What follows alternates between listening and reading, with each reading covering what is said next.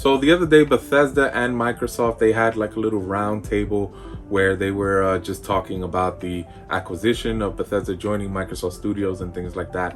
And just wanted to give you my opinions of it.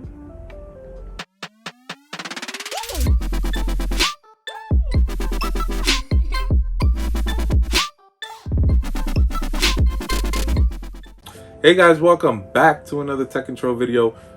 Regarding this topic, I actually did record something on this a couple days ago. I meant to upload it, but when I went to edit the video, the footage it didn't record correctly for whatever reason. And then also, out of what would have been 13 minutes worth of recording, only 7 minutes made it. So unfortunately, I couldn't really use any of it, maybe the first 7 minutes, but I would have had to re-record the second half anyway. So here we are. I'm just going to do the whole thing over, and without further ado, let's just jump right in. But before that, make sure to sub to the channel, share with a buddy or two, like and comment your thoughts below. The reason why you guys are seeing all this Xbox stuff, and including the Xbox headset, is because I just finished recording the unboxing video for this. Make sure to check that out if you haven't already. But otherwise, let's jump right into Bethesda. So the number one question on everybody's mind is what's going to happen with Bethesda? Are those games going to be exclusive to the Microsoft console, or the Microsoft platform, I should say? That was the number one thing, and Phil Spencer answered this pretty affirmative, but it still was left up to interpretation. So I'm going to do my best to interpret it myself. I'm going to show you the audio here, and then we'll discuss. I'll break it into pieces little by little. One of the biggest ones, Phil, is this question about exclusivity and how you think about that and how that's going to work with Bethesda. Yeah, I see it. I see it in the community. I listen to the podcasts and all the questions. So I'm going to try to be as clear as I can, because that's what I just think it's fair. So obviously I can't sit here and say every Bethesda game is exclusive, because we know that's not true. There's contractual obligations. So I'm just going to pause it right here. What Phil means by contractual obligations is specifically Deathloop, which is coming out, I think in July, if I'm not mistaken, and Ghostwire Tokyo, most likely sometime later this year. Don't quote me on the exact dates. I don't have them queued up or anything like that. I gotta look it up, but either way, it doesn't matter. So that's what he means by contractual obligations, and this isn't the first time we've seen this. So if you think about something like The Outer Worlds, which is developed by Obsidian, and Microsoft bought Obsidian before the game was released.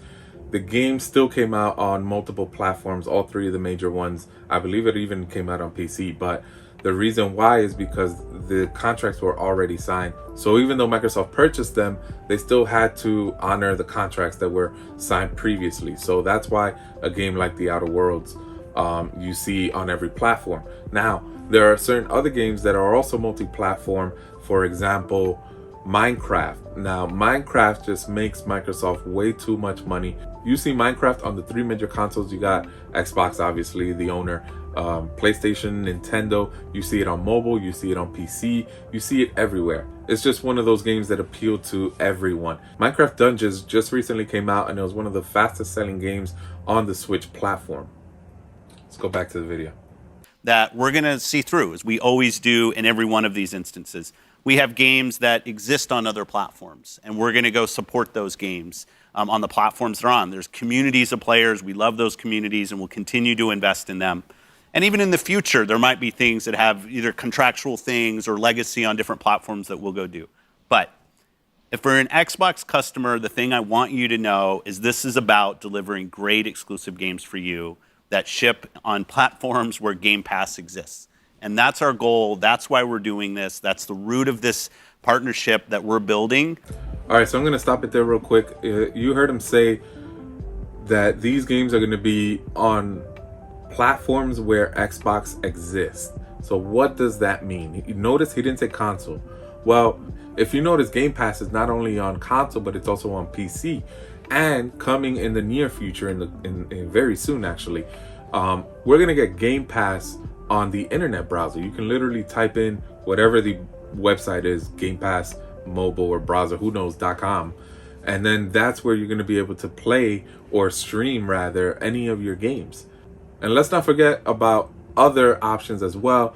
Microsoft has a deal with Samsung that their TVs could possibly come with some sort of Game Pass app, or even allow Game Pass over their browser. Who knows? We're not sure yet. And there's even the possibility of things like a media stick, like a Fire Stick or a Chromecast, that can handle, all you really need is a Wi-Fi network to use xCloud. And now you have the full library of not only xCloud, also Game Pass if you're a Game Pass Ultimate subscriber. So when Phil says platform, it could be any of these things.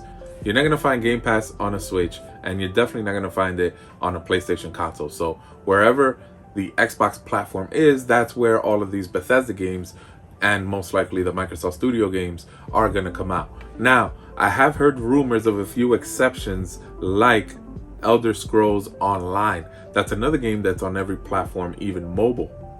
It's just certain games that they make too much money to not have everywhere.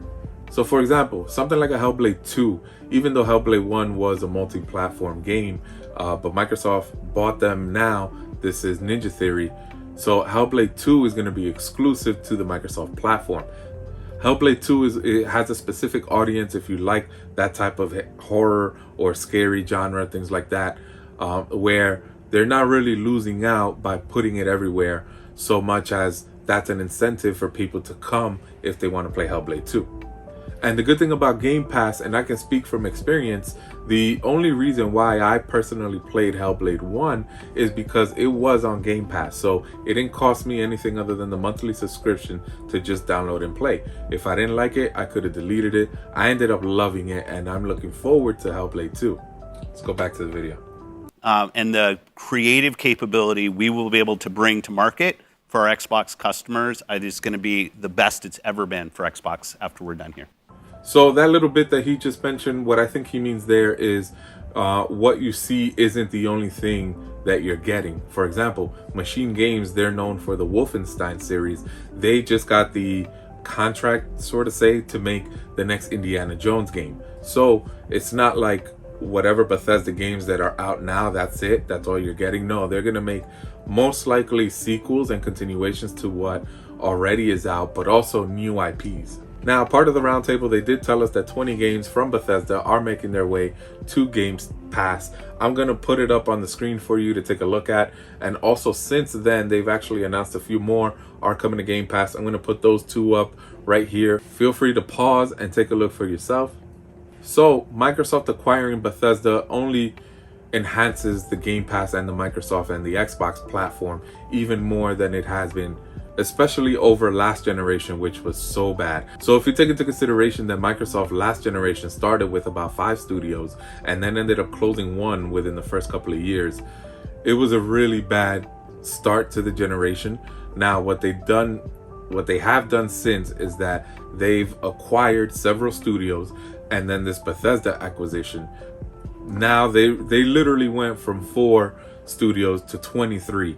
And there's even rumors about them acquiring Sega and Konami. And if they do, you know, think about all those older games coming to Game Pass, and think about if they now own those IPs. I mean, I don't know how the licensing is going to work with the acquisition, if this is actually true, but think about all those older IPs that they could now just give off to other studios, or even to Konami, and say, hey, here's a new budget, go get to work on these 3 or 4 games, bring them back. Bring back Contra, Castlevania, Bomberman, things like that. You never know. Unfortunately, the Series X is just as hard to find as it was on day one right now. Every store, GameStop, Walmart, any of the major players, they'll get stock, limited stock from here and there. You'll be lucky if you can find one. But if you do, I strongly recommend that you get Game Pass and enjoy the service for what it is, because it's only getting better. If you enjoy this content, make sure to like, share, subscribe, comment your thoughts on the Bethesda acquisition below, possibly even on other acquisitions. I'm genuinely curious as to what you guys have to say. And again, sorry about this video being a couple days late. Like I said, I had a few technical issues, but I think we sorted them out. So anyway, stay tuned for more. Take care.